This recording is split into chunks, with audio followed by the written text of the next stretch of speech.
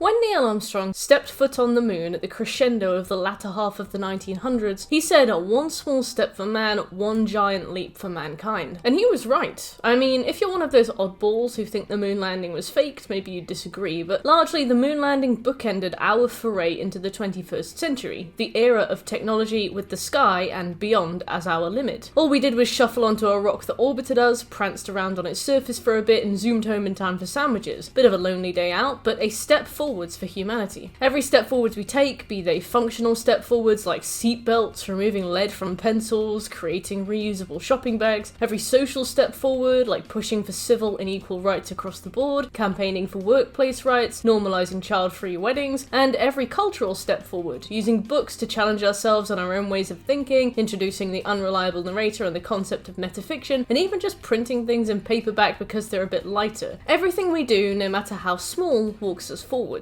Until March 29th, 2018, when one creation, one node of human consciousness, one absolute mishmash of cinematic confusion staggered its way onto screens, then shit itself and died, and humanity took one solemn step backwards. Ready Player One is a film based on a book that I watched with my cousin. It was an experience I swore I would never repeat, but alas, it was necessary in order to make this review. I had to watch it multiple times, in fact, all whilst taking notes. I wrote down quotes, compared scenes with their book counterparts, checked the origins of their references. I really did my homework on this one. I made sure I had my facts as straight as I could, and I did my research. I now know more about this movie than I would ever want to know, and I could comfortably say that I am ready to return to the earth and take this knowledge with me when I go. And now I will present to you why I can't stand Ready Player One.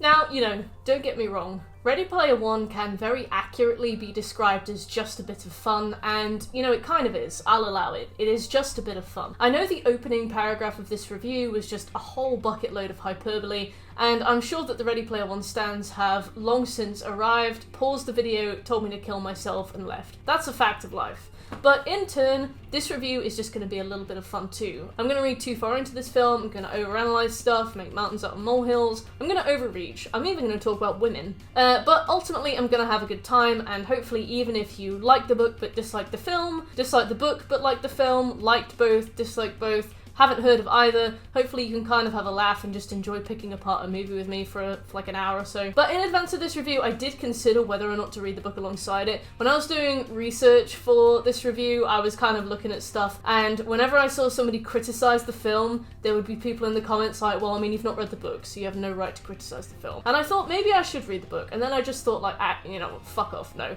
I think the differences between the film and the book are so significant that I would essentially just be having two conversations at once. I would have to be talking about aspects of the book, I would then have to talk about the parallel aspects in the film, I would have to analyze both, and then I would have to review both. It's two different videos, like they can't, in a sense, they're kind of apples and oranges. I just didn't think it would be a very productive conversation. The video would be like 2 months late, and it would be like 2 years long, so I just decided in the end not to do that. There were, however, some changes made between the book and the film that weren't really explained in the film, and I will talk about the book in that sense, but more just to give context to those changes, rather than to critique the changes themselves, or their original state in the book. Anyway, this video was actually a Patreon goal of mine, like a collective tier that would be reached if enough people pledged, so thank you to all the patrons for making this happen. If you want to become a patron and help me work towards future patron pledge goals and get other projects off the ground, head over there now and check out the rewards you could be getting in on. There are individual pledges, of course, but I think I'm gonna make my next tier a video on why 13 Reasons Why was actually the worst thing to happen in television history. And before I begin, remember to like, comment, and subscribe if you enjoyed the video. I usually make gaming content, but lately I've been pushing more towards a wider range of stuff, so any support really helps, and it gives me an inkling of like what people want and what I can focus on, so it does really help to hear it. Anyway, without further ado, what is Ready Player One?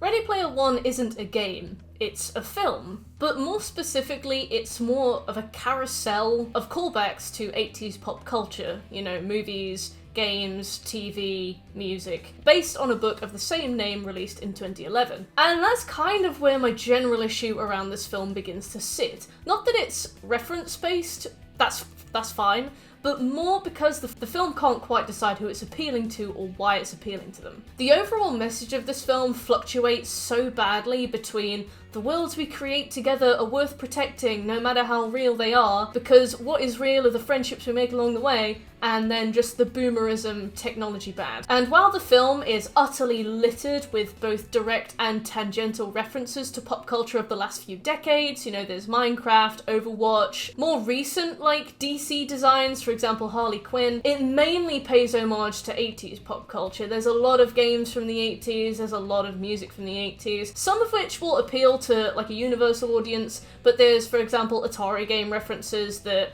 like, I'm 26 and I've never seen an Atari in real life, so in terms of that, it does direct itself towards a more, like, 30-year-old audience, but I would say it's a film that is created in a style that would appeal to younger viewers. It's quite undirect in that way, it just doesn't know who it wants to appeal to, so it tries to appeal to everybody. Sure, I do imagine that many 30-year-olds watched this film and enjoyed it for the references they saw, and there is quite a light-hearted storyline to it, so there's definitely some kind of enjoyment to be gleaned from this film, and you can just kind of watch it and be like, oh, that's Tracer.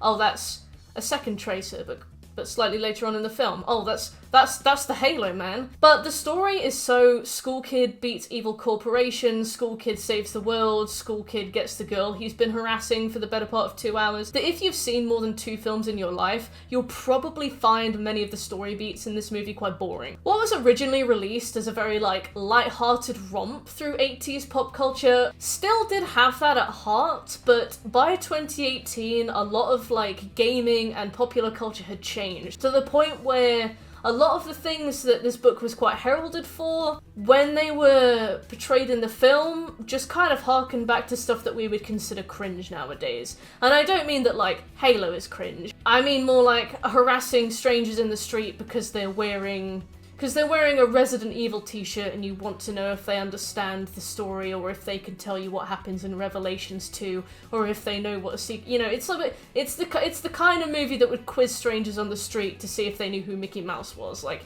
a lot of its kind of core ideology and a lot of its core humor and a lot of its core kind of message is something that we would largely consider to be a bit cringe nowadays. And that's kind of like my general issue with this film, is that a lot of it is really cringe. But, I mean, I'm not going to leave it there. Over the course of this video, I'm going to break down each issue I have with the film in sequence. We'll start with the story, we'll talk about the ending, we'll talk about the characters, we'll talk about the message. Ultimately, we'll talk about the wider context, you know, what happened in the 2010s that caused this film to kind of slip along a strange spectrum of cringe culture, so that by the time it was released, it really just wasn't in an environment where it would be accepted as much as the original book was. And then, when I conclude, I will just basically summarize and explain why this film can suck my balls. So let's get to work. We have a whopping 2 hours and 20 minutes of film to unpack here. The issue mainly with explaining the problems with this film is that, so every character has their real life name, but they also have their in-game username. You know, there are real life locations and real life characters, and then there are the Oasis, the virtual reality locations, and their premises and their rules and their setup. And, you know, largely, if I was just to explain the issues with you, it would just be like a clusterfuck of words. So what I'm going to do is I'm going to talk through the story. As I get to parts of the story that I find critique-worthy, I'll be talking through them, but more just to give you a flavour of actually, like, what the fuck is going on, so that I'm not just, like, throwing code words at you out of nowhere. So, you know, let's set the groundwork now, get it all out on paper, and then we can talk about it in more depth as we go through the story. Ready Player One is set in Columbus, Ohio in 2045, which, as an English viewer, made me confused. And you might be surprised to hear that I didn't know there was one such place in our real world. Whoops. Our main character, Wade Watts, lives in the stacks. No, not like pancakes. They are a bunch of stacks of caravans, some of them several caravans high, all shakily connected by a network of ladders and corrugated metal. As Wade wanders through the stacks, we see people in their homes using their VR headsets just awkwardly flailing around. As Wade gets down one ladder, 1 minute and 40 seconds into the movie, a Pizza Hut drone drops off one single perfect box of Pizza Hut pizza right on screen. In the first piece of on-screen dialogue in this entire film, the guy goes, "Pizza, guys," and walks back into his house to share a single medium pizza with his entire family. Yeah, there's a lot of product placement in this movie. A lot. And due to the brand/IP-based reference nature of this film, it is so hard to tell what you're being sold and what is just a reference, or what is both and what is neither.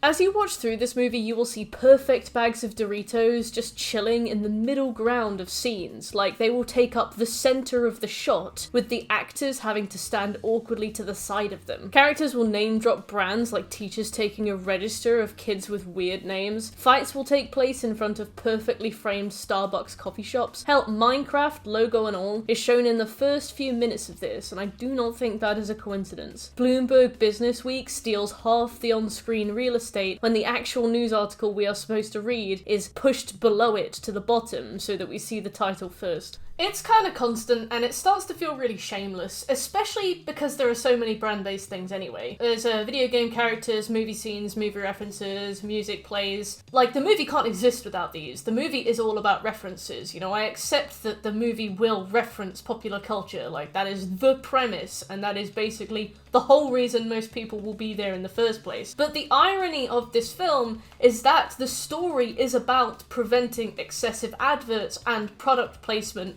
and using media to sell products to you.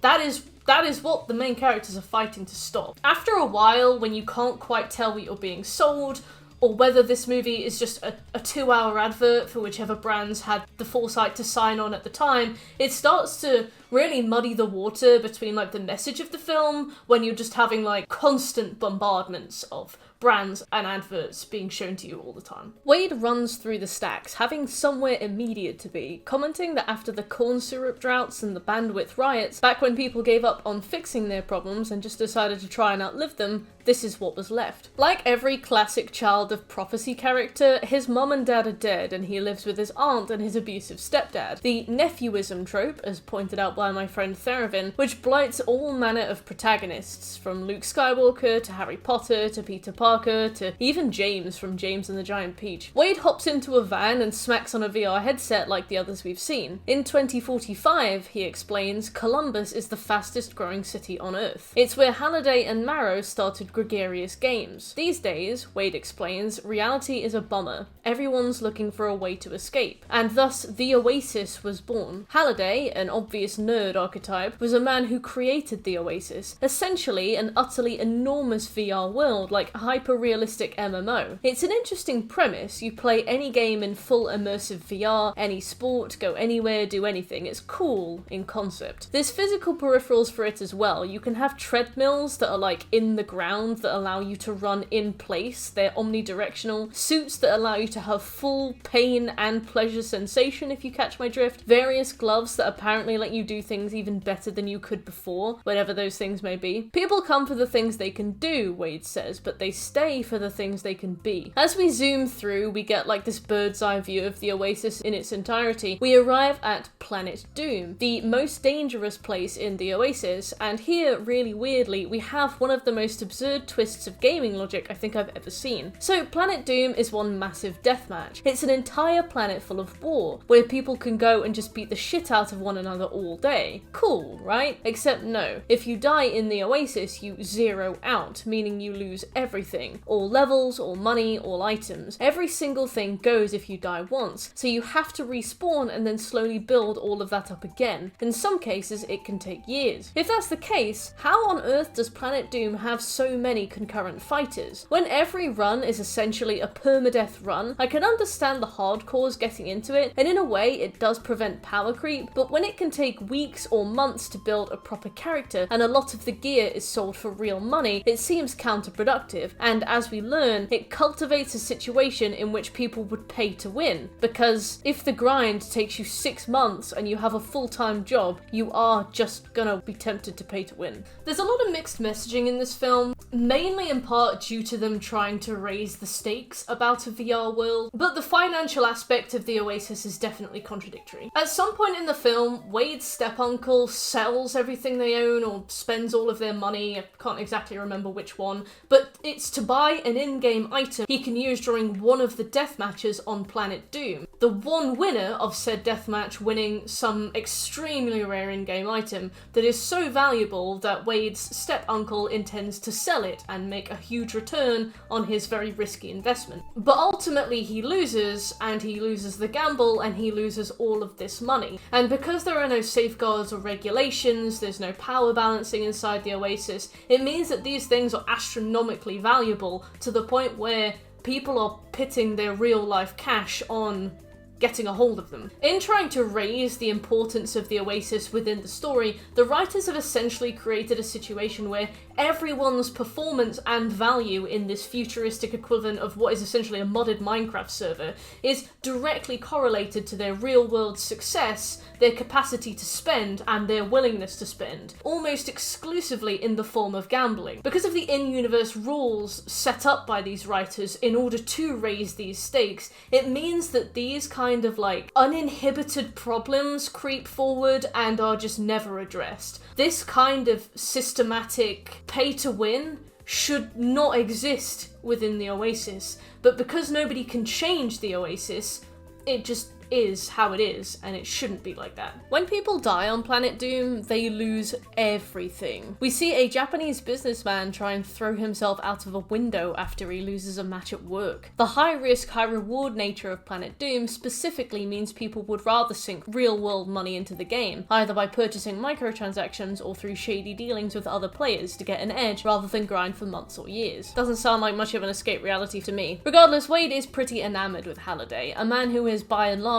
your classic eccentric inventor. He refers to him as like a god. People loved him and worshipped him as much as his creation. Halliday died in 2040, 5 years before the film was set, and according to Wade, what he left behind changed everything. Before I died, I created what we in the biz called an Easter egg, a hidden object that gives power to whoever discovers it. The first person to find the egg will inherit my stock in Oasis, $500 billion, and the Oasis itself. To unlock this Easter egg, Halliday created 3 keys, 3 hidden challenges, revealing 3 hidden gates. They're not just lying around, they're hidden in mazes and behind puzzles. People have to hunt them, figuring out obscure riddles and really understanding Halliday, getting into his head. The people who do this are called Gunters, like egg hunters, but somehow so much worse. Yet even after 5 years, no one has the key, but they do have a lead, so they at least know where the first key is, even if they don't know how to get to it. Some long-forgotten Gunter found the first clue and cracked the first challenge, then this portal appeared, explains Wade. So the first challenge is a race designed by Halliday. It was so hard that no one had ever finished it. Everyone still trying were Gunters and Sixers, members of the IOI company, a rival company to Gregarious Games, who have hundreds of employees specifically hired to work around the clock trying to figure out the nature of this key and how to get to it. These are specifically hired Halliday scholars who spend all day studying pop culture to find clues to unlock more clues to find the keys. So yeah, big time nerds. Wade settles in for this race only to notice a roastie, a woman called Artemis. Wade immediately starts fanboying, like pretty hard. He goes, I've seen all her walkthroughs, all her Twitch streams, and he goes nuts, but the race begins before he can pull out the custom-made booby mouse mat he has of her and ask her to sign it. So the race is a fairly standard race. I've seen more hectic traffic on the M25, but the only difference is that King Kong is here for some reason. Presumably they couldn't get the rights to a giant Donkey Kong or a massive rabid Nintendog. The only problem, King Kong won't let anybody finish the race. He camps the finish line, and when Wade sees Artemis driving towards a gap in the road, he grabs her off her motorbike in slow motion. Like your classic shonen anime scene, she rolls on top of him, straddling him, while King Kong grabs her bike out of the air and crushes it. Artemis is annoyed, but when Wade's friend H, a massive mechanical orc, shows up and offers to fix her bike for her, Artemis accepts and they go to H's workshop. The first thing Artemis and Wade do is both begin quizzing each other on their knowledge of Halliday. I understand that he is the key to finding the keys, but it comes off so weird that their first interaction is checking the other is worthy through their knowledge of a recently deceased person. I absolutely love Sean Locke's comedy. He was huge to me as a teenager, a massive inspiration, but you are not going to catch me on a first date with a bunch of Sean Locke trivia cards. Wade comments, some people can read War and Peace and think it's a simple adventure story. Others can read the ingredients on a chewing gum wrapper and unlock the secrets of the universe. And I do wonder why the movie quoted that and what the movie thinks it's about to do, because this movie is absolutely a simple adventure story. Wade returns to the real world to find his step-uncle has sold his stuff and spent his money on an in-Oasis transaction and some kind of bet, and then lost the planet-wide deathmatch on Planet Doom, and therefore the item he was going to win and sell for big money is now gone too. So he beats Wade up, and his aunt threatens Wade to shut up, and then they make him sleep on the washing machine.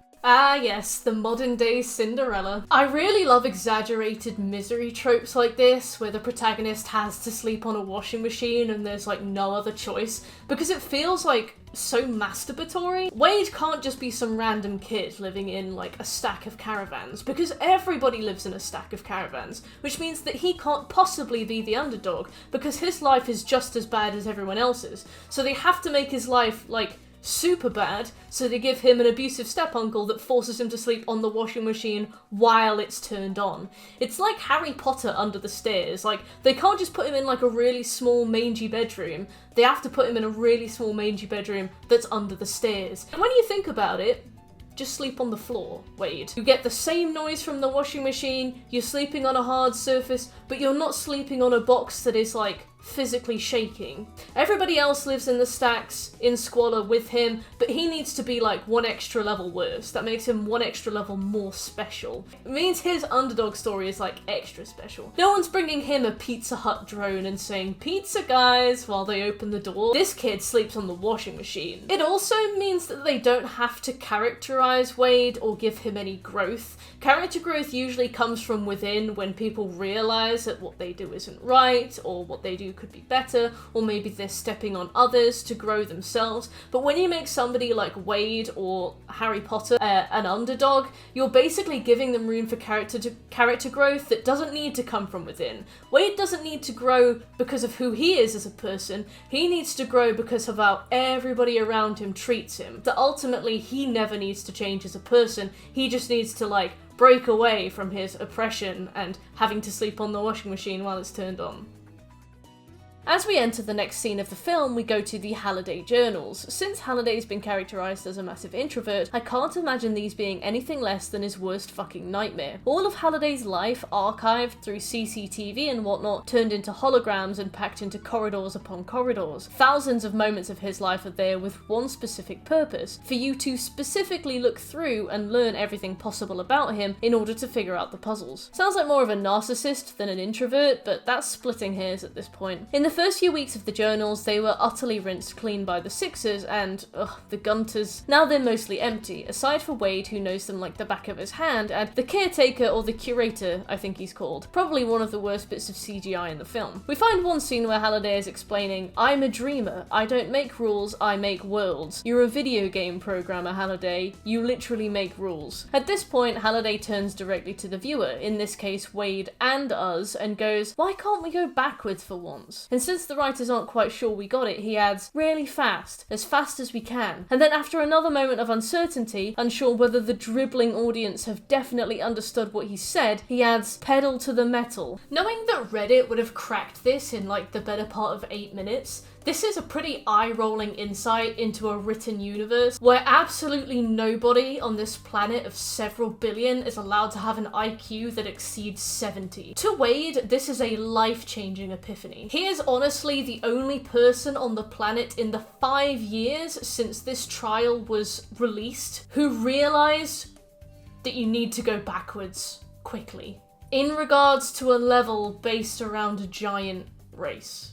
So yeah, Parzival hops into the next race, pushes it into reverse, and grabs the key. Wow. So with that, Parzival goes onto the leaderboard, the first person in 5 years to make it there, and consequently attracts the attention of IOI, the company who employ the Sixers. We understand their ambitions. Basically, Halliday was a trillionaire, which I'll get to later, and now that he's dead, he's literally just waiting for someone to come and win the Oasis. The film never addresses this specifically, but what this essentially means is that the Oasis has just become an unmoderated mess. There are loyalty centres where people have to go and do forced virtual slave labour. There's gambling, open black market trading like we talked about, and pay-to-win systems littered across the Oasis that have just gone completely unchecked.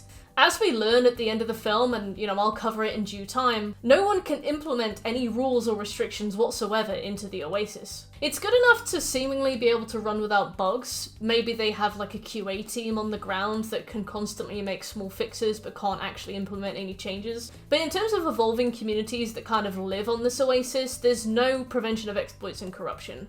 I don't know which of you remember the early days of Google, but when I was about like 13, 14 years old, Google was an absolute fucking minefield, and it was incredible. The thing about Google is that it didn't always have a very good safe search, and it didn't always have particularly good like filter systems.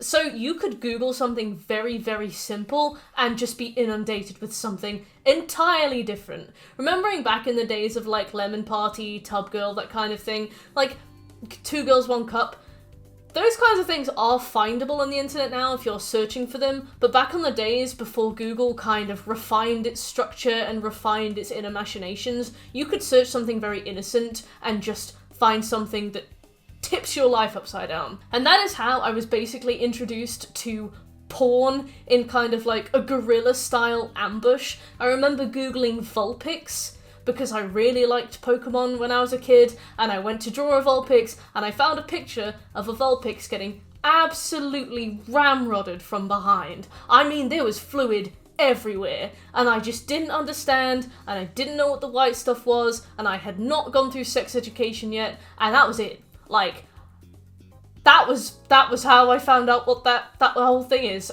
You could misspell goats, and you could have your life ruined.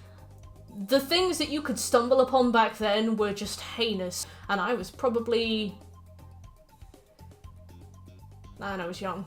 But what I'm basically saying is that the Oasis is not particularly old, and it's kind of in that early stage of infancy where, as humanity, we are stepping into a new field, and it's never been accounted for before. Nothing on the scale of the Oasis has ever been built before, which means that it's in its very formative years, and consequently means that it's very vulnerable to moments like this. You can't legislate and restrict things that you don't even know exist yet. So you're kind of entering an era where these are the kind of things that you really need to be keeping an eye on and looking out for, and you need to understand how to be making things safe and protecting children and kind of keeping this in a situation where it doesn't just become like the final days of Sodom.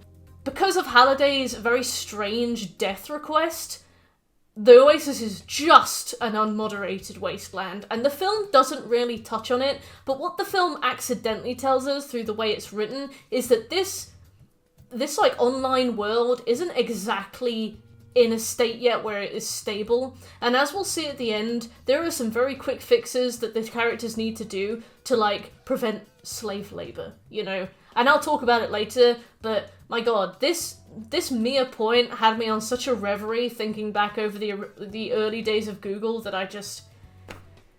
Man, those were special days, And corruption-wise, what this corporation basically wants to do is turn it into a world of adverts. Nolan Sorrento, the CEO, announces you can sell 80% of an individual's visual field before inducing seizures. And yeah, to be fair, this is probably a pretty loyal interpretation of how corporations behave. When I was looking into this film before writing the script, I would go onto various pages to look at the differences between the film and the books just to make sure I had my facts right. For example, between how the characters were portrayed. And I would have the page demand I disabled my ad blocker. I would do that only to suddenly be inundated with banner ads between every paragraph, navigation bar ads, ultimately leaving only a few visible lines of actual content for me to read at any one moment. So yeah, that checks out. The CEO in question, Nolan, is your fairly standard corporate villain. He even wears an evil suit in the Oasis. Hilariously, he started out as an intern for Halliday, but they don't get like a 19 or 20-year-old in to play the part of young Nolan. He plays himself, like as a 40, 50-year-old man looking roughly the same age just Halliday himself, and we're supposed to pretend he's an intern, which is kind of funny. Intern Nolan suggests a premium account system for people with different perks depending on how much they pay in. There's bronze memberships, silver memberships, etc. that he suggests, gold memberships, and Halliday doesn't seem interested, but I mean, his own world kind of contradicts that. Like with the current issues that are kind of crippling World of Warcraft at the moment, everybody is theoretically on even ground, everybody has the same access to resources, and everybody has the same grind ahead of them, but when you make it so that pay to win is just as rewarded as it is to get the things yourself, you are creating a situation where people resent having to put the time and effort in when other people are just buying it, which means that people are going to buy it themselves, be it through the website or be it through people who do it for a living, you know, people who will grind your character up to max level in World of Warcraft for you for a living, people who will go and do like the 16-hour bits and pieces it takes to get whatever sets, and then they'll just bring it back to you and you've just paid them money. Other people will see that and they'll be like, you know, what the fuck am I doing this for then? Sure, starting at the back is the point of the first key race, but there are lots of races in the Oasis. Halliday kind of brushes off Nolan's suggestions because he doesn't want to introduce a system where people with deeper pockets are rewarded, but his current game absolutely already favours people with deep pockets, and it has no regulation, meaning people like Wade's step-uncle can sell everything they own to buy one item or place bets and then lose it all. So in the next trial, Halliday talks about a leap not taken and a past he tried to ignore. When the team go to investigate this in Halliday's journals, they surmise that he had feelings for a woman called Kira, a woman who he went on one single date with, who he never took the leap with and never even kissed. She then went on to marry his business partner and died what I assume was a few years later. Kira, despite this apparent relevance to his life, is only mentioned one single time throughout all the journals. She was purposefully removed from everything. Artemis comments on this. It was too painful to have to see her face or hear her name. He loved her and he missed his chance to tell her. Wade nods, confirming Kira is the rosebud at the center of this story. Again, we have another weird, like, Harry Potter parallel. It's the only comparison I can think of. But essentially we have another Professor Snape situation where a guy doesn't even kiss a girl, he has absolutely no indication that she likes him, yet she becomes like this perfectly preserved Madonna figure in his mind, and he dedicates a very uncomfortable amount of time to being obsessed with her. Karen Underwood, or Kira, died about 10 years before the film was set, and their one date happened 10 years before that. That's 20 years. And only am I now kind of realizing in my own life how long 20 years is when you consider, like, that's a fucking long time to think about somebody you went on a date with once. Imagine if you are happily married to somebody and you've been happily married to them for a really long time, and then you find out that somebody you went on a coffee date with 20 years ago, didn't particularly hit it off with, and didn't kiss, is obsessed with you. To the point where he's created like a digital version of you. I think it's really common to think about stuff like this and be like, oh no, that's really sweet. Remember that when you imagine a situation like this, you are imagining it within the confines of your own imagination. You are fully in control of that theoretical situation, aren't you? But it's all on your terms. But when these kinds of things happen in real life, you have no control over it. And I think it can be very difficult to empathize with just how uncomfortable and just how scary something like that can actually be. Artemis suddenly runs off to figure something out, like that classic thing where somebody just leaves in a hurry for dramatic reason, but they've basically figured it out themselves already. I guess she needs a reason to be offset, because H takes Wade aside and tells him he's worried that Artemis is using Wade. H essentially thinks that Wade needs to be more careful. He could be being led on by her for information, but punctuates this by saying, she's hacking your head to get to your heart, which is just unnecessary, isn't it, H? Like, do we have to say that? H says she could be a 300-pound dude named Chuck who lives in his mama's basement in Detroit. But I mean, Wade lives in a tin can on a shelf, so I would assume actually having a house with a basement would be a massive status item in this world. I mean, nowadays, owning a house with a basement is kind of a big deal. At this point, I realised after paying for the Ultra HD version of this on YouTube for £4.99 that the highest the resolution would go to was 480p. Why are you charging for Ultra HD if it's going to strangle the quality so hard, YouTube? So now for the absolute bane of female streamers out there, the love bomb. Artemis and Wade are dancing in a weird anti-gravity club and he goes, maybe it would be cool if we met up in the real world? Artemis is not so sure. This isn't what I look like, she reminds him. This isn't my body. You would be disappointed. Wade hits her with the ultimate ultimate "I'm in love with you." Artemis has a fair point, being she's likely not even left his recent players list yet, and she goes, "You only see what I want you to see, and you only know what I want you to know." And then she kind of blames herself for this, but girl, it is not your fault. This kind of struck a chord with me. People can get very, very, very angry when this one-sided impression of a relationship that doesn't exist isn't immediately reciprocated by a stranger. And Artemis is a streamer herself. And she's obviously a very popular streamer, and it's very valid that she feels uncomfortable, being that it's probably something she has to deal with all the time. Wade comments that he's watched every single one of her streams and every single one of her walkthroughs, and then he meets her and he physically knows her for less than 24 cumulative hours, and then he decides that he's in love with her, and she is rightfully horrified. The issue with this film is that he harasses her in a way that in reality would be a really uncomfortable situation. You know, he goes, "But I'm in love with you. I know that I'm in love with you. We are obviously meant to be together." And she's like, "Well, fuck off." But obviously this is a film, and it's a 2-hour film, so by the end of the film, she's like, "Oh yeah, I do love you." And it's like, can we please stop telling people that all they need to do is talk at you for long enough and you will just suddenly really like them? I hate that this is posited as like a love at first sight situation when it is so clearly the manifestation of a very creepy, one-sided relationship that I have seen tens of times, not hundreds of times, but tens of times, but it's tens of times too many.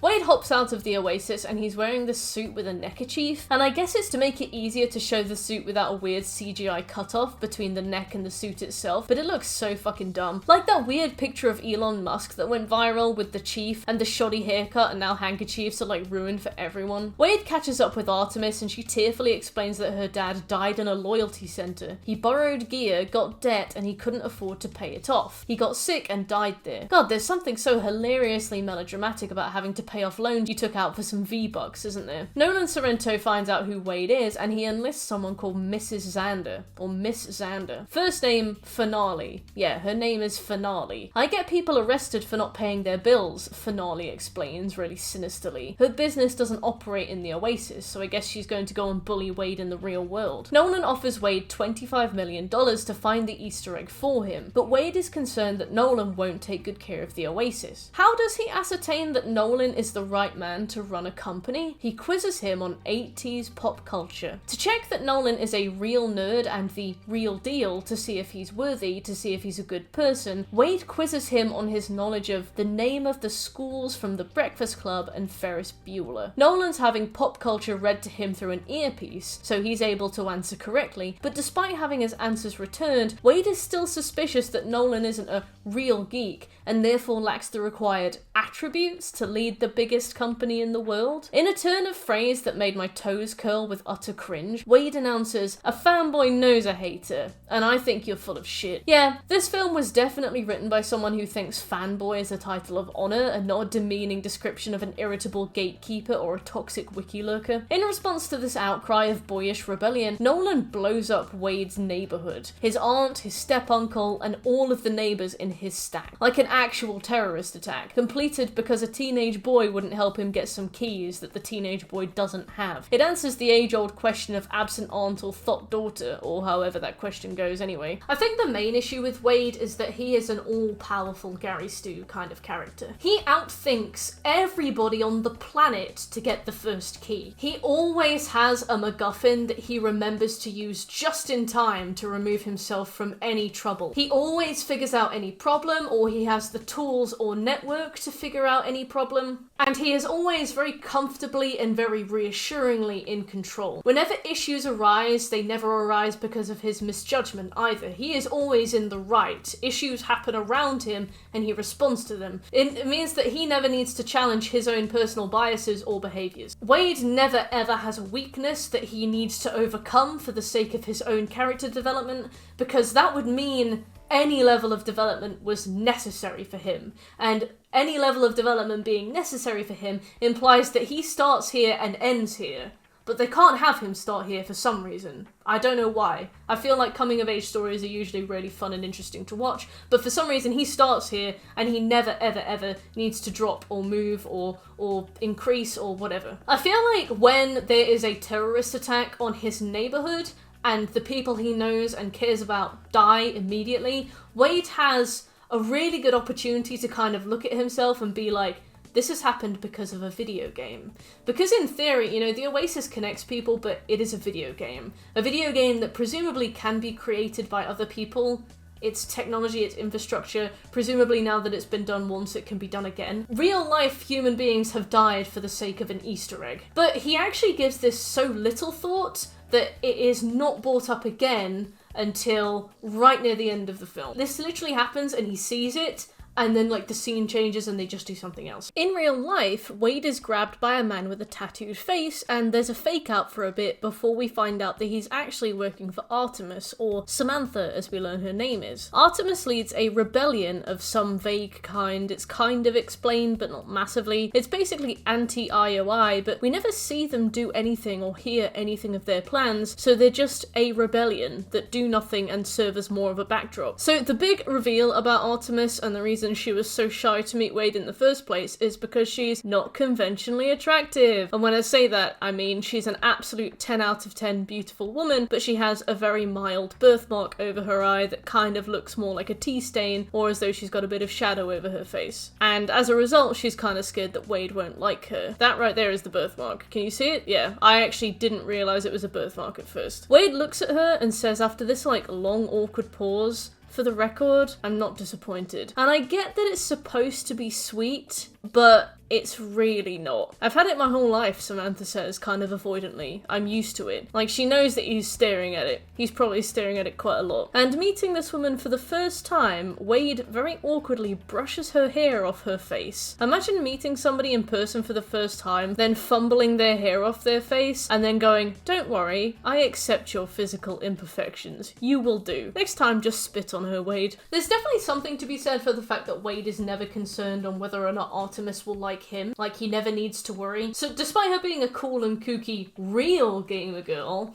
the ultimate prize to be won as far as this film is concerned, Wade doesn't worry about whether or not this like uber cool Twitch streamer will reciprocate his feelings. He knows that she will reciprocate his feelings for some reason. He is never concerned about whether or not she'll say yes, because he knows in his mind that they're meant to be together. In the books, Wade is like a hefty guy for the first few acts, which means that when it comes to the final acts, he kind of takes it upon himself to not only improve his relationship with others, but he improves himself, and, you know, he starts to build a healthy relationship with food, and he starts to build a healthy relationship with exercise, and he trims himself down as a byproduct of a sudden realization that he isn't particularly happy in himself, and, you know, that's how he responds to it. I think that kind of thing speaks to the general reader quite a lot. A lot of people who are really geeky and really enjoy games usually live quite sedentary lives. Often it's desk jobs, especially if you're like a developer or you work in that kind of field, and then you come home and you play games. It can be really hard, particularly if you have a family, to kind of stay trim and to maintain a healthy relationship and not rely on food. And yeah, it's all about insecurities, and, you know, you do need to love your body as well. But I think we can all relate to this feeling of struggling to tread water in a world where we aren't particularly encouraged to. But in the film, Wade is a very conventionally attractive man from the start, and he is perfect at everything, and he gets the girl without any issues. So Wade specifically doesn't really see much development in this, and I think that his character really suffers for that. Shortly thereafter, there's an oh shit moment where the team realise the nature of the second key. It's, as Wade dutifully recites, the 11th favourite horror film of Halliday, based on the best-selling book by Stephen King. Okay, Wikipedia. This is probably some of the most shameless fan service in the entire film. While I was looking into this film, I saw a lot of positive reviews that complimented the film on its ability to make good use of The Shining's set, but I couldn't quite find that as a positive about the film. The whole segment here basically feels like what would happen if YouTubers walked around the set of The Shining and things happened on cue.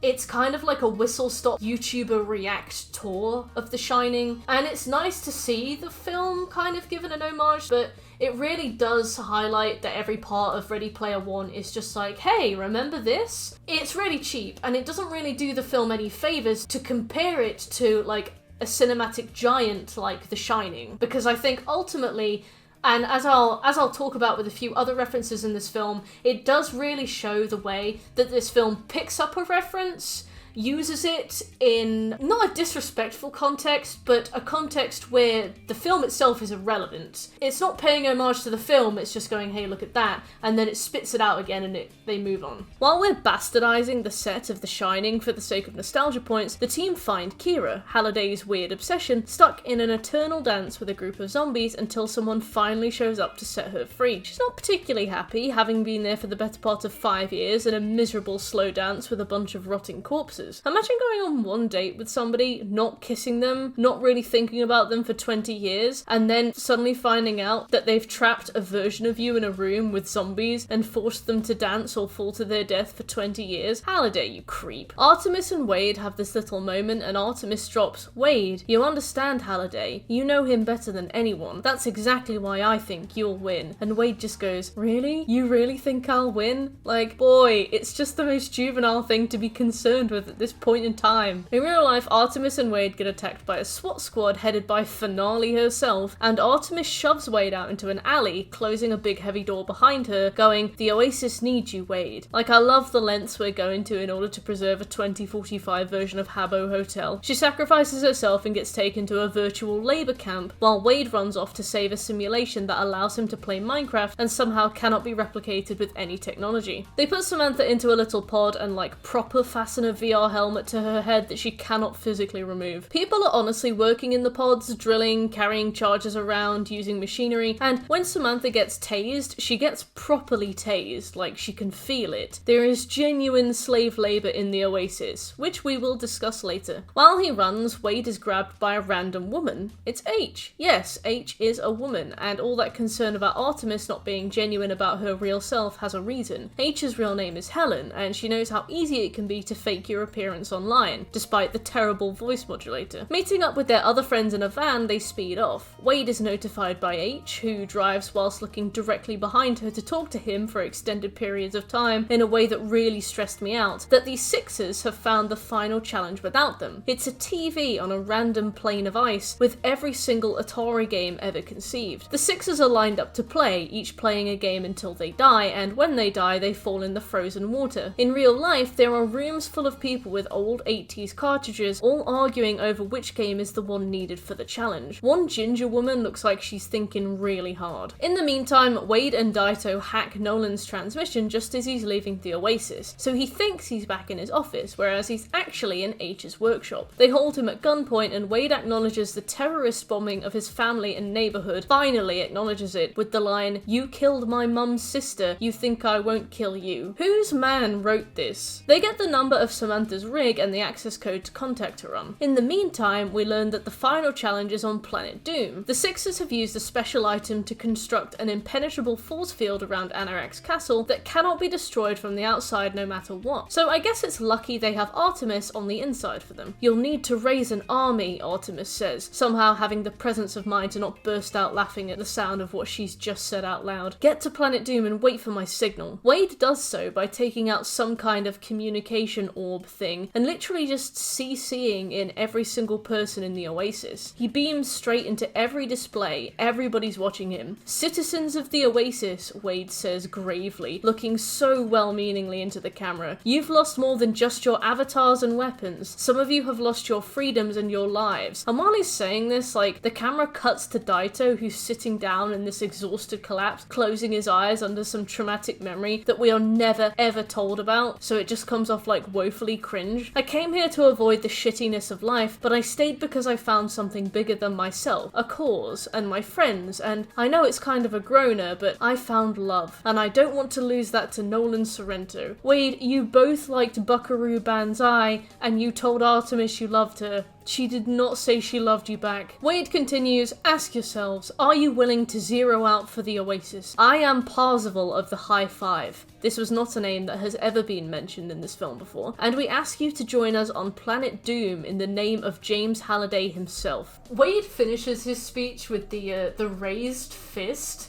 A symbol, like a historic symbol of fighting against oppression, seen in anti-fascism movements, the long-standing fight for civil rights, used by feminist icons during rallies, more recently BLM and LGBT+ protests. Not that they can't do that, like, you're allowed to have the raised fist in a film, but it is definitely a bit cheap to write Wade does the raised fist in a film that is essentially about Amazon buying your favorite video game and maybe changing it a bit in ways that you don't like. There's this big tense moment where the movie pulls the old no one's coming to help trick. Nolan, in his corporate villain skin, laughs at Wade from a distance, and then there's this kind of distant rumbling as everybody begins to spawn and starts running over to help. Meanwhile, the Sixers realise that the game for the final challenge is adventure. You would assume if they were going in alphabetical order they'd have tried that by now. Nolan tells the guy to play adventure, and his character looks into the camera and gives us a smirk before they pull their visor down and start playing. It definitely suggests that there's more relevance to them in the story. Maybe they betray IOI, or maybe they are just super evil. But no, they never speak nor have their face on screen again. Outside, when Artemis deactivates the shield, Wade sends the armies in, and it's basically references galore, which might be cool if it could be remotely watchable, if not for the fact that Wade grabs a boombox out of thin air, holds it above his head, and starts playing We're Not Gonna Take It by Twisted Sister. The subtitles just call the singer Man as well, which I could only kind of laugh at. Amidst the CGI fighting in the Oasis, we cut to shots of people fighting in the real world, and it looks so awkward. People are out in the streets too, but how are they fighting without running into walls and stuff? Why do you need a treadmill thing if you can just stand there? The film just sets up all these rules and then ignores them in the final scene for like coolness, but it's not cool, it's just weird. When Nolan pulls out a Mecha Godzilla, it all seems done for. Daito's just sat there in the van, so overcome by grief that's never explained or acknowledged that he can't bring himself to move. But he says, I will become Gundam, and then he goes to fight his Gundam for all of 8 seconds and then gets torched to death. H is fighting as the Iron Giant, a move that I think perfectly encapsulates the tokenization of this movie. In canon, the Iron Giant is a pacifist. That's his story. That's the whole movie. The message is about him looking like a big evil monster, but actually he never fights, and he's very gentle, even when it means he willingly gives in and surrenders. His story is about inspiring empathy and compassion. H uses the Iron Giant to beat the shit out of people. And yes, it is just her wearing the Iron Giant skin. It's not the real Iron Giant. I understand that. But I think it perfectly encapsulates the way this movie will just rip references, use them as a means to an end without really doing the source material any actual justice. For a film that claims to be paying homage to 80s pop culture, it's more the aesthetic aspect it bothers with. It's only ever a surface level reference. It's never actually incorporating like the meaning or the message of that 80s pop culture. It never actually cares about doing any of those references justice or playing them loyally. It's always, we use the skin, we finish with the skin, we throw it away. Like with The Shining Hotel, which just becomes a YouTube reaction whistle-stop tour where H says some funny lines, or King Kong, who is just used as a road hazard in a city when his original story is about being displaced in a new terrifying world. And now with the Iron Giant, this film doesn't really give a shit about anything that it's referencing. It just wants to get all the IPs it can into a 2-hour runtime, and it'll do it however. All it wants you to do is point at the screen and go like, oh, it's the Iron Giant, but it doesn't actually give a shit about the Iron Giant. That could be anything there, like it doesn't matter to Ready Player One. It could be any reference. Artemis throws a bomb into Godzilla's cockpit, killing Nolan, and the Iron Giant falls into some lava, doing that Terminator thumbs up as he goes down, and man, I just feel like I'm speaking in code now. This is just one weird long poem. Artemis is still in the pod, but Nolan is sniffing around for her, trying to find her. Wade knows that she'll stay in the pod, but Nolan will grab her, unless he kills her avatar in game and she has to move along. Samantha, he says, you know I love you. I can handle the challenge. I can't let you get hurt. Wade, what have we learned about dropping love bombs on women we've known for 2 days? Stop it. You'll forgive me for this, I promise, he says, then shoots her avatar in the head. Great. In the meantime, the Sixer Man wins adventure, but then he falls into the ice. Everyone who wins loses, the ginger girl concludes thoughtfully, which is a bit of a stretch considering the others were winning the wrong games in the first place. This is the first person to play the correct game. It's not ridiculous to think maybe there was a speedrun requirement, a no-hit requirement, a no lives lost requirement, but when Wade runs up to the TV, he actually knows because he's the only person in the world who knows about references. So he explains to us, it's not about winning, it's about start playing. The keys are invisible. They're found in a dark room in a maze. There's an Easter egg in Adventure where you walk around in a dark room and find a key. Damn it, Ready Player One. Considering Halliday's very specific choice of words when describing Easter eggs and describing how to find the keys, why would no one have put these pieces together before now? Even if they didn't have access to this TV or know the nature of the final challenge, surely they'd have gone, oh, that's a reference to Adventure. In the dick moves of all dick moves, the CEO and his bodyguard mercenary bloke just randomly spawn in behind Wade, and the CEO takes out some weird nuke bomb thing that kills everyone in the Oasis on use. When he starts to activate it, the Merc calls it a camper move, and I'll admit that was actually really funny. Wade says, "This is my world, Sorrento," and then he fucking Hadoukens him, and then kicks him in the balls. It's a watch between your fingers kind of moment, but more for the fact that it's diabolically cringe than it is actually cool or funny. I had to lower my eyes for that one, like I was literally mourning my time spent with this movie. In his final act of defiance, the CEO uses the nuke and blows everybody up in the Oasis. But in a Deus Ex MacGuffin Machina of Deus Ex MacGuffin Machina, Wade is the only person in the entire Oasis who happens to have on his person at that moment an extra life coin. The only one literally in the universe who has an extra life coin given to him by the curator earlier in the film. Consequently, he is the only person in the world who doesn't die. Walking back up to the TV in a t-shirt and jeans, Wade plays Adventure. Wade starts explaining out loud the nature of Easter eggs and why this particular one exists, saying, to find it, you didn't even have to win. Yes, that's how almost every single Easter egg works, Wade. Anorak appears to give him the final key, and there's some real world shit, some car chase. Wade is really slowly trying to put some keys in some locks and fumbling them big time, and upon accessing the final room, Wade is sat in front of a pile of papers. Anorak is there and he says, sign these papers and the Oasis is yours. You will be its sole proprietor. Wade briefly stops to kick Finale out of the moving van, assuredly killing her in the process, and then returns to Anorak. When Wade returns to the desk to sign the papers, he gives it a moment of pause. This is wrong, he says. This pen, this contract, this is the moment Halliday made Morrow sign over his gregarious shares. This was the biggest mistake of his life. This can't be the end. I was actually really intrigued by this scene. Like, why does Halliday make Morrow sign over his shares? The movie never states explicitly, and I kind of forgot to look into this. Maybe the book does state it explicitly, but considering this is a trillionaire business and Halliday is worth trillions, why would, like, a good guy, quote unquote, Halliday, make his business partner give him everything? I wondered if there was going to be a message here about, like, friendship, or about, like, the corruption of wealth and power and what money can do to the most well-meaning kind of people, or even the idea of credit where credit's due, or sharing power, or having other people around you to kind of pull you down when you're getting a bit too, like, big for yourself. But Wade simply goes, I won't make the same mistake you did. And Halliday goes, oh good. And then the final challenge is done, and he wins.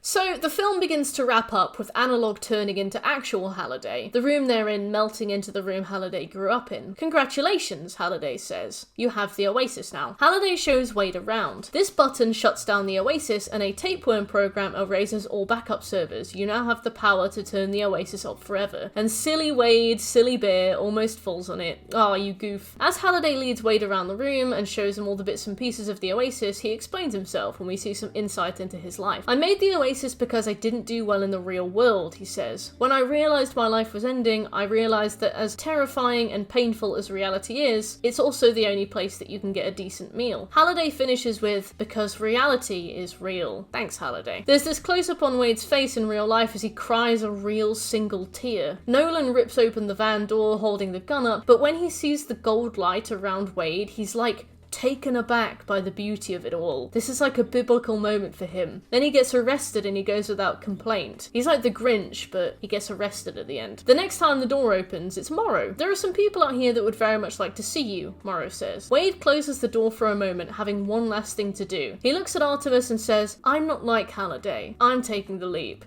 And then he kisses her on the mouth. Oh yeah, because he told her that he loved her first and then kissed her like 2 days later. God, this is a train wreck. The door opens again. It's lawyers from Gregarious Games. They've shown up for Wade's signature. Wade stands tall saying, "I'm splitting the Oasis with my clan. We're gonna run things together." 5 kids running a global MMO as a team. One of them is 11 years old. That's a good choice, says Morrow. Spoiler alert, that was not a good choice. It's not a terrible twist, but Morrow admits that he was actually the curator of the Halliday journals all along and was the one who gave Wade the extra life. Wade realizes Halliday's biggest regret wasn't Kira, it was losing his best friend. He says aloud, "The Oasis was never meant to be a one-player game. It's an MMO, Wade." As the game ends, we hear narration. "The High Five took over the Oasis," Wade explains. "The first thing we did was sign Morrow to a non-exclusive consultancy. The salary was 25 cents. With his guidance, our second move was to ban any loyalty centers from accessing the Oasis. The third thing we did, we closed the Oasis on Tuesdays and Thursdays because people need to spend more time in the real world, because reality is the only thing that's real." And then there's this close-up of Wade and Samantha kissing, but they're doing it like so slowly and sensually in this chair. I actually couldn't watch, it was gross. It's more than just like a few cheeky pecks between two people who love each other. They're doing like open-mouth dirty kissing, like why? It was just so uncomfortable. What's great about this scene is that not only has Wade now got like a fancy new upgraded loft apartment, but he's also got this like fancy new upgraded girlfriend, whose entire look has been changed to kind of symbolize Wade's rise to success.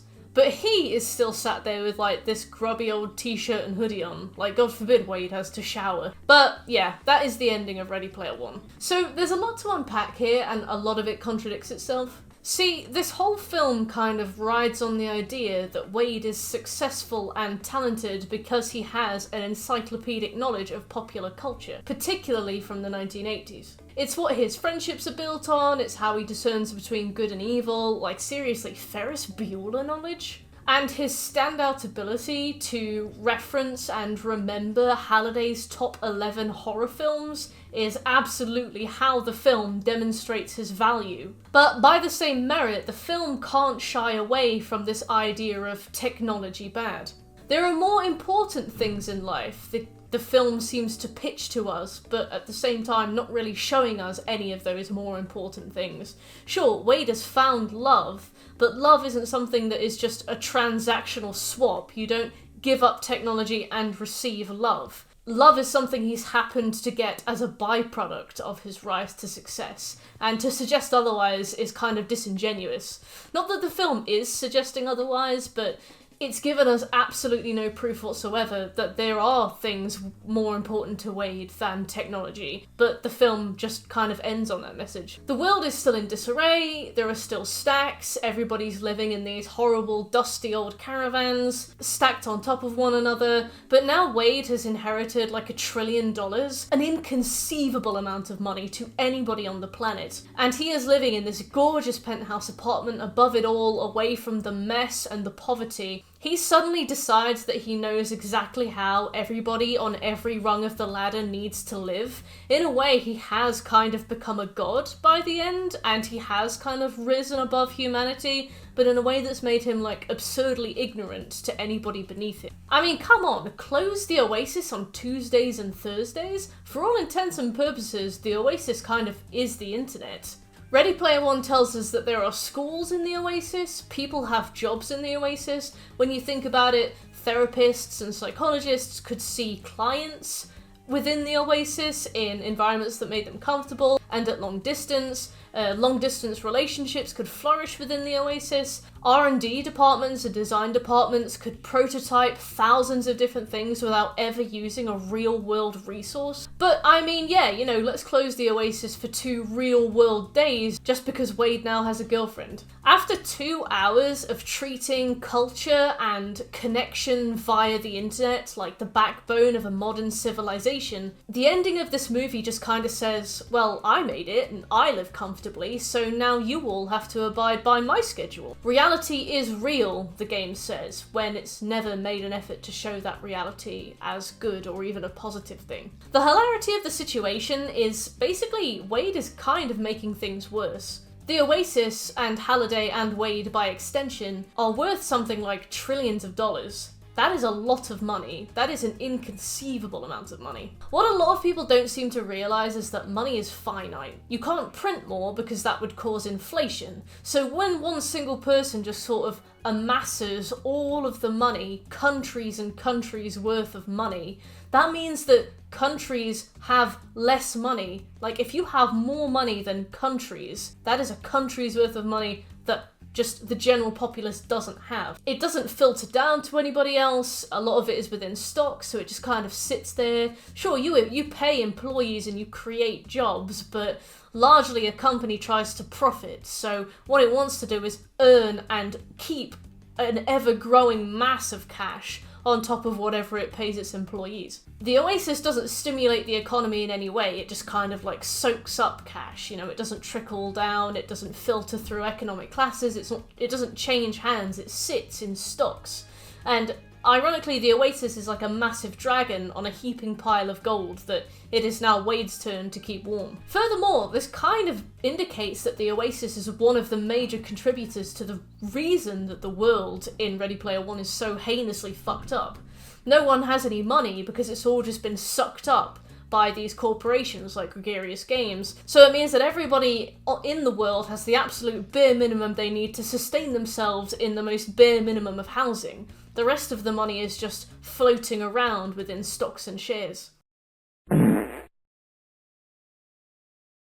The characters in Ready Player One, at least in the movie, are very flat, particularly Wade. As I mentioned during the story section of this video, Wade is afforded absolutely zero character development throughout this film. I'm not sure why, but the writing in this movie utterly does not want him to grow whatsoever, because to do that it would imply that he needs to do any growing at all. His intelligence is never tested, he always knows the right answer at the right time, his cringeworthy and uncomfortable pursuit of Artemis despite her need for space and his constant pestering I love yous to a girl he's known for all of 8 minutes is rewarded in the end when she suddenly turns around and loves him back. Wade is always in a situation he can work through with his gaming knowledge, be it directly or otherwise, and he has all the gaming knowledge, so he is never ever challenged. He always has a solution and he is always in control. Wade is never truly at odds with his friends, even when he falls out with H over Artemis potentially being a guy in Detroit, because he is immediately proven right when Artemis turns out to be a conventionally attractive woman who is who she says she is. Wade is never scared, never wrong, never misled, never shy, never late, and never loses. So he never grows, and as a result, his character development is a flat line. Artemis, far from her portrayal in the book, which is apparently much more respectable, is super flat as well. She is a real gamer girl who knows all about games and is really good at everything, but the movie never allows her to be good enough at games that she'd ever beat Wade in anything. She's unthreatening. The classic choice for any weird neckbeard who wants a gamer girlfriend, but gets weird and insecure when women are good or better than them at games, and then feels the need to quiz them to determine whether or not they're real gamers. While the film insists that anyone can be a hero, Artemis is a hero until she appears in real life, at which point she becomes a passive and fairly useless vessel. She's pigeonholed into the task of the love interest, and all of her dynamic personality just vanishes. They did my girl really dirty here. Artemis could have carried this film. She becomes a prize for Wade to win, pure and simple. Speaking of prizes, besides H, who is a lesbian and therefore sexless as far as Hollywood is concerned, the women in this film are just prizes without agency. The worst offender is Kira, who we discussed earlier. We get no impression whatsoever that Kira ever liked Halliday, or that she was unhappy with Morrow. To be quite honest, I don't think she's that into you, Halliday. Now stop making her dance with zombies for all eternity. Speaking of birds, let's finally look at H. H is a really interesting one. So for those of you who didn't quite catch it, H is a young black woman in real life, explicitly a lesbian in the book, but her sexuality is basically omitted from the film, and in the Oasis she pretends to be a man, using a voice modulator to hide her real voice, however poorly, and the avatar of a massive mechanical orc to obviously hide how her body looks. So here's the reasoning. In the book, H's mother, Marie,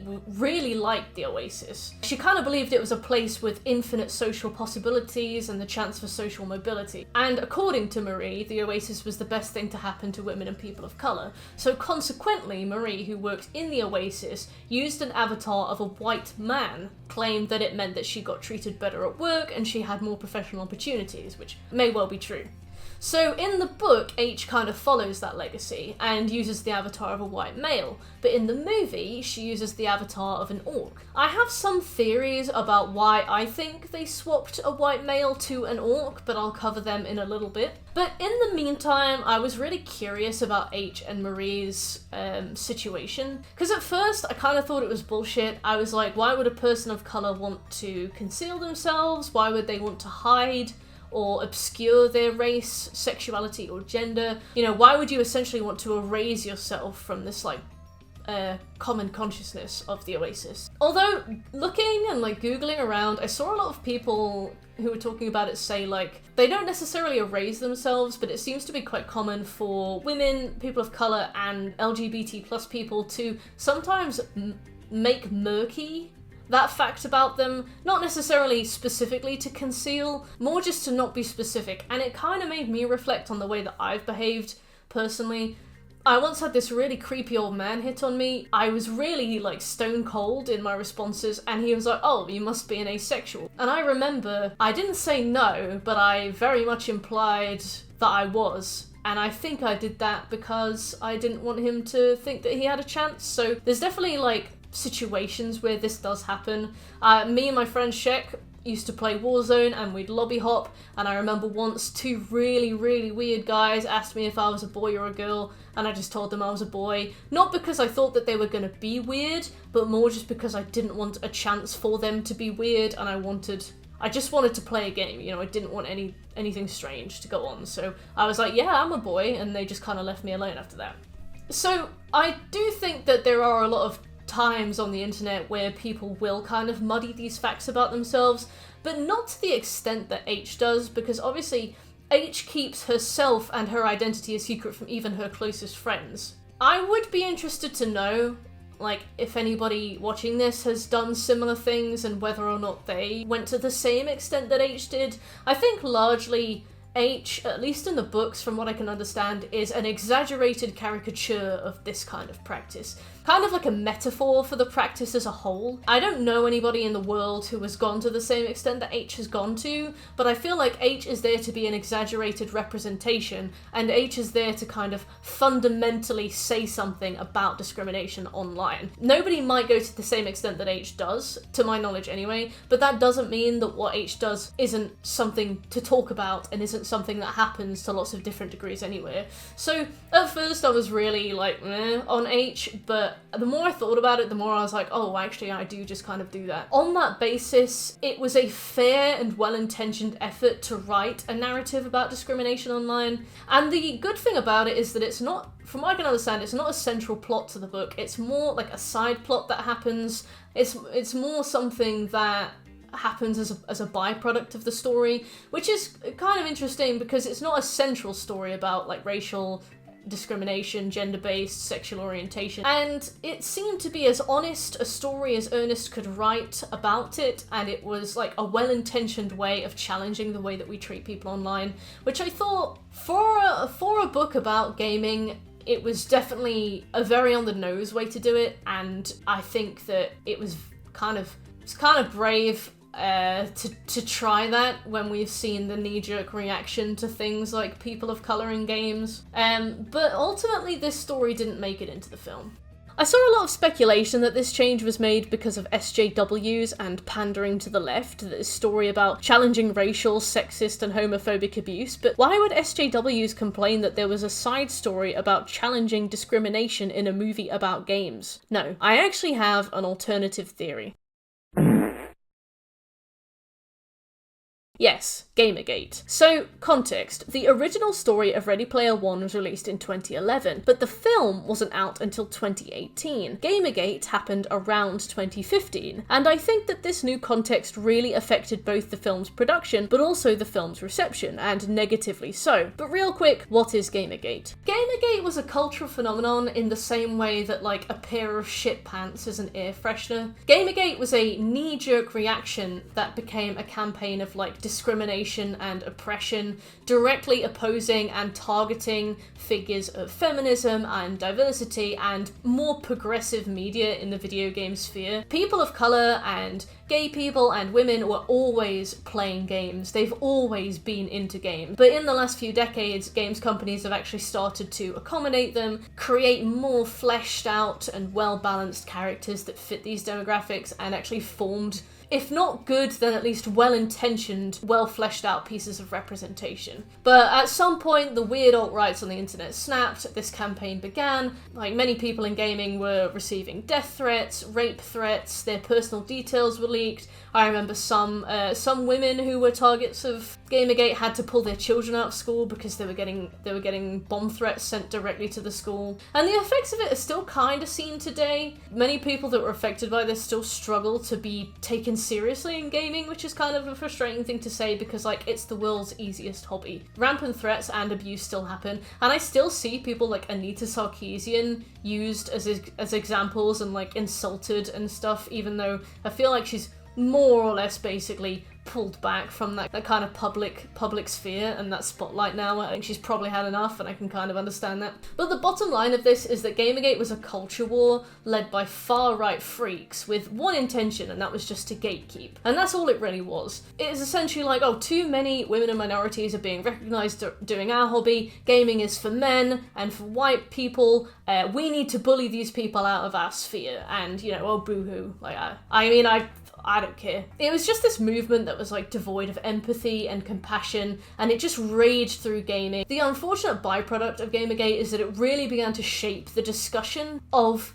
politics in gaming in like the latter half of the decade. It brought with it a rampant serving of elitism, who is allowed to call themselves a gamer, who plays games for attention versus who is a real fan, who is only there for a diversity check, who is a token character versus a real protagonist, which companies are caving to SJW pressure by adding diversity to their rosters and accommodating other human beings. Most of these criticisms made by people who never played the game, always with the defense that like, oh, if they're written well, then I don't have a problem, but never actually playing them or giving them a chance to find out whether they are written well. It was shit and cringe, and it was a shit time, and it was very tiring. Having to prove you have the basic right to play games is something that actually still persists a lot, and as a Twitch streamer, it has happened to me more times than I can be asked to talk about. Is all I need to be successful on Twitch just a pair of tits? One man asked once in my chat while I was sat there in an oversized sweater, the only visible skin being the skin of my face. Great, thanks Gamergate. It's probably for experiences like this that Ready Player One never sat with me too well. Victim to rampant and constant gender-based gatekeeping, watching a movie that pretended to say gaming is for everyone no matter who you are, but then following the story of a man who gets by through quizzing others on their right to call themselves gamers, was a story that rang a little bit too true, although Wade's position in this would really be the good guy. To Wade, pop culture knowledge equates to social status. He's the kind of guy who would prove he was a real nerd by quizzing someone else, only for a gathered crowd to burst into rapturous applause at his genius. Before Gamergate, Ready Player One, particularly the book, could arguably be described as silly but harmless fun. You know, poorly written but like well-intentioned schlock, just stuff that you can enjoy on like a pure surface level. Fit for a single viewing with friends and then just like, you know, moving on to other stuff. After Gamergate, Ready Player One became a symbol of everything that's kind of wrong with this elitism and gatekeeping within the community. The context soured the film, unfortunately. To say a film can be watched in the vacuum, completely devoid of context, is unfortunately just wrong. Ready Player One very unfortunately was relevant, both in its message and its timing, and that's just an unfortunate fact of when the movie was released. Context always informs films, and we can see the symptoms pretty loudly in Ready Player One. In H's situation, I feel like they omitted this fairly straightforward story about online discrimination because they felt as though the backlash they'd get from more right-wing conservative gamers who would perceive a storyline like this as political and shoving ideas down their throats and pandering would be too much. To avoid the backlash, the Ready Player One movie kind of inadvertently avoids the social commentary of the book, but in turn kind of enforces it. H is an orc, not a white man, which is a much more palatable alternative that says something, but without really saying anything. And as a result, because an orc is such a random kind of avatar to have, H never feels the need to explain it. It's never a point of the plot that's deemed important to discuss. The same as H's sexuality. Artemis is a useless fuck doll and a prize to be won, but not a prize that is in any way more valuable than Wade on any front. Wade's got a step-uncle that beats the shit out of him, thereby making Wade the underdog.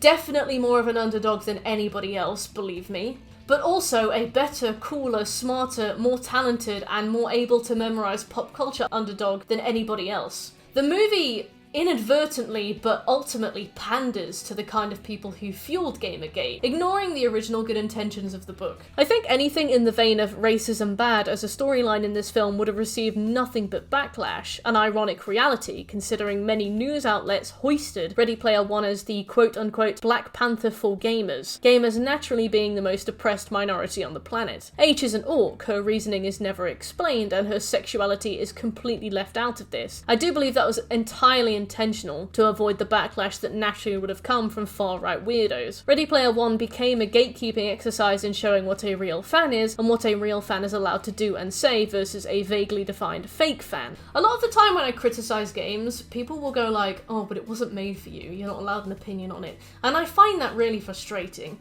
As an example, I played Animal Crossing New Leaf all throughout my teens and I absolutely loved that game. I have Animal Crossing merch, I bought a Switch specifically to get the Animal Crossing game. I have an oil painting I did of my favourite Animal Crossing villager, Puddles, obviously. I really, really loved New Leaf. I played it a lot. But when New Horizons came out at the start of the COVID pandemic, I hated it. And I was really disappointed by it because I felt like a lot of the things from the original series that I really loved had been watered down and changed and kind of turned into a very boring grind. When I made and posted a review of New Horizons on my YouTube channel, loads of the comments that disagreed with me were like, the game obviously wasn't made for you and you're not allowed to criticize it because you're not the intended audience. And it's like, what, me, a single 26-year-old who lives alone with a cat and was bored at the start of the pandemic, owned a Switch, enjoyed previous Nintendo titles, and specifically wanted to buy New Horizons because I had a good relationship with the series so far. If I'm not the target audience, then like, who the fuck is?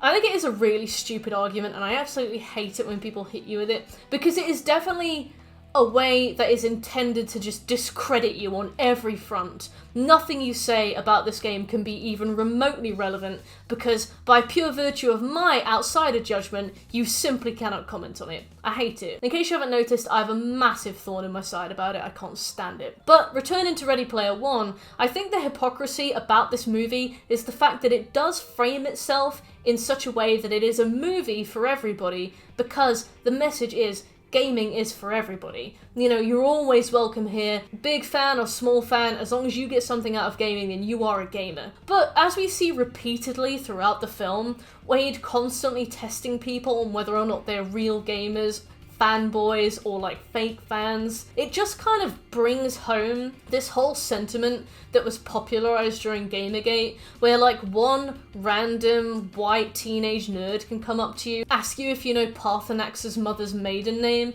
and when you don't immediately have an answer, they are allowed to just discredit you on all fronts because you aren't a real gamer. The fact that Wade sets himself apart and shows himself to be a true fan of Halliday is simply by having an encyclopedic knowledge of Halliday and everything about him. And that is how he beats people that he deems to be unworthy because they don't know Halliday back to front. And in doing that, the real message of this movie is one of exclusion, particularly when the ending of this movie can be boiled down entirely to technology bad. We just have these two veins of contradicting messages. We've got online worlds are just as valid in building friendships and lives, technology bad, and we've got gaming is for everybody and you are welcome to be a real gamer, but if you don't know everything about games, then you're not a real gamer. And in that way, it pandered to the entirely wrong group of people. Ultimately, Ready Player One is two things, dull and pandering. It's too silly and brain dead to be a film that would appeal to anybody but children, but also rides entirely on being comprised of references only 30-somethings will get, besides that Minecraft product placement right at the start, and the occasional Overwatch character with the big bum. The references aren't clever. As I mentioned with the Iron Giant, it's literally just a point and look moment with no actual thought behind it whatsoever, nor any respect for the source material. If you've ever watched a film with someone who constantly talks over it to explain absolutely everything to you like you're a moron, considering you too intellectually beneath them to have a critical thought yourself about the film you're watching, what this film is referencing, what the film is trying to say, then that's actually just what this film is like. That is just that experience packaged in a single film. It's like that guy your friend invited to the party who keeps interrupting you when you try to say you've actually seen Rick and Morty and you don't mind it, because he wants to explain Rick and Morty and how clever you need to be to properly appreciate it to you, and he's had one really obscurely named IPA, something like Bastard Child, and his breath fucking stinks, but he's leaning right far in and he's just gonna explain it whether or not you like it, and no matter how many times you try and shuffle away, he just follows you. Anyway, thanks for watching, and thank you to my patrons for making this video possible. This was a reward tier for my Patreon, and we hit it a little while ago, so this video will finally be made. My next reward tier will be for why 13 Reasons Why was the worst piece of televised fiction of the century, so if that sounds like something you'd be interested in, hop over to my Patreon and help hit the goal. Otherwise, if you enjoyed the video, please like and subscribe. I mainly post gaming videos, but I enjoyed this very much, so I'll potentially be posting more TV and film stuff as time goes on, but we'll see. And if you'd like to discuss this in real time with me, please hop over to my Twitch at twitch.tv/MertKayKay. Thank you for watching, and I'll see you in the next one.